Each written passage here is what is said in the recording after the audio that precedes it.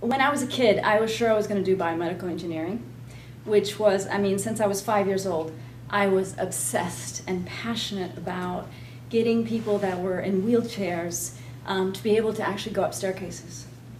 My best friend as a 5-year-old had these awful looking braces on her feet, and it was like, why are tennis shoes so awesome and cool and those braces are so ugly? Why can't we make cool braces, you know? And so I was always wanting to create these cool things for people that had handicaps. And so I started wanting to be a biomedical engineer, and I did 1 year of it, which is actually a combination of medicine and engineering. And after 1 year, I decided that I passionately hated electrical engineering. It was like, there is no way I am specializing this. This is the most boring. You know exactly if your light bulb is going to turn on if you do everything right. And so I was like, crisis, crisis, I don't know what to do. And someone told me to go into architecture because I could design, you know, infinitely. And so I just grabbed it. And I ended up grabbing it for 18 years. Even while I was doing the career, I thought, oh, I made a mistake again. But my mom said, you can't keep quitting what you do, you know. So I stayed in it for 18 years. I ended up actually building airport terminals all over Europe. I built in Madrid, Spain, and Warsaw, Poland. I was about to quit. I was like, I'm done with this. I need to do something human. I got into coaching. And then, of course, life said, are you sure? And gave me Heathrow Terminal and said, you don't want to do this one? You know. And of course, temptation, I did it for another 2.5 years. Even while I was doing it, I was like, oh, really? Okay, this is the last one. And then after 2.5 years, my mom died in a car accident. And at first I was, you know, it was quite shocking. And I went to where she was. She was living in Spain, so I was there for 2 weeks organizing, and, you know, there was a lot to do. It's very unexpected, of course.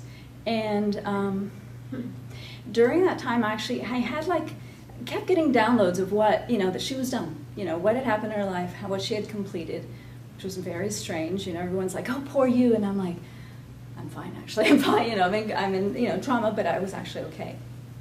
When I returned back to my office in London and I sat down, that kind of voice that was with me those 2 weeks said, you know, really lovingly, no judgment, said, Eva, this isn't your legacy.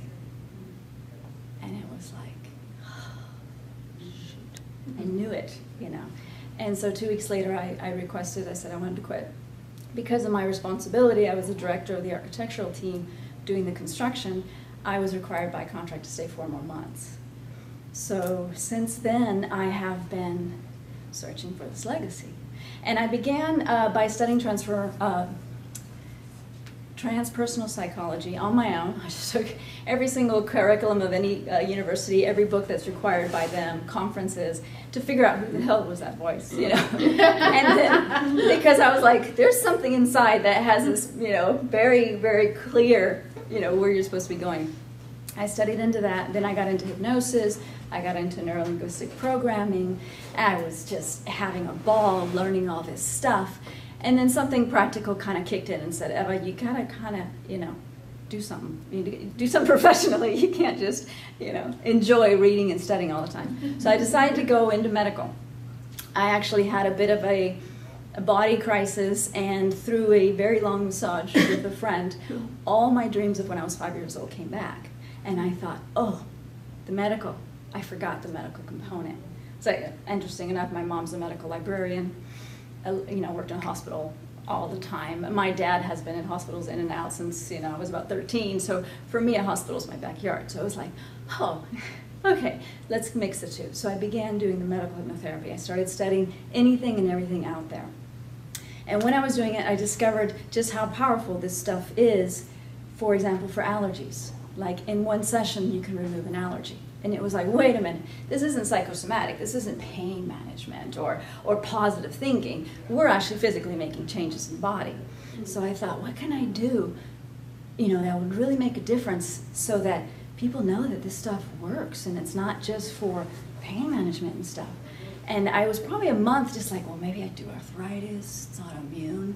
I could probably figure out how to put the allergy process into arthritis, or maybe lupus, or, you know, I don't know that many people with lupus. I don't know anybody with lupus. And so I'm thinking, And the voice comes back, you know. I have a very succinct voice. It doesn't say much. And it said, MS.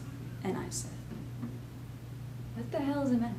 And then I look up, oh, it's multiple sclerosis. And I'm like, isn't that something about your back, you know? It's like, no, I don't want pain management. Do you not understand? I do not want pain management.